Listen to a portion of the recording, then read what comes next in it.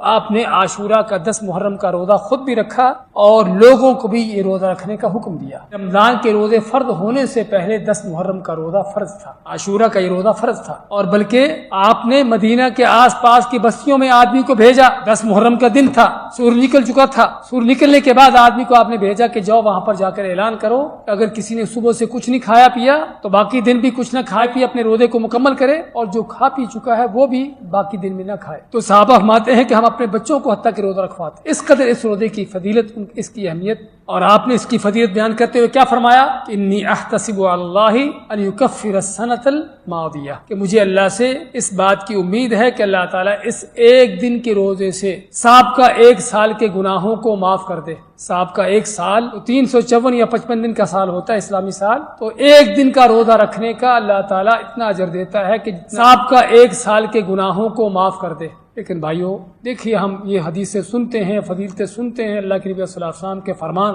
سے حدیثوں ثابت شدہ جس میں کوئی شک و شبہ نہیں، لیکن پھر بھی اللہ عالم کیا وجہ ہے، عمل کرنے کی توفیق کمی ہوتی ہے۔ اگرچہ گرمی ہے، تھوڑی مشکل تو ہوتی ہے، لیکن بھائیو اللہ تعالیٰ کی ان دی ہوئی آفروں کو قبول کریں۔ دنیا کے 5-10 دینار کی آفر لگتی ہے تو دوڑے لگی ہوتی لوگوں کی، وہاں رش کے اندر دھکے کھا رہے ہوتے ہیں صرف 5-10 دینار کی آفر کی خاطر۔ یہاں پر ایک روزہ آپ کو سابقہ 1 سال کے گناہوں کو معاف کر دے، اس سے بڑھ کر اور کیا چاہیے؟ تو ضرورت ہے ان چیزوں کی فضیلتوں کو جاننے کی، ان کو پانے کی۔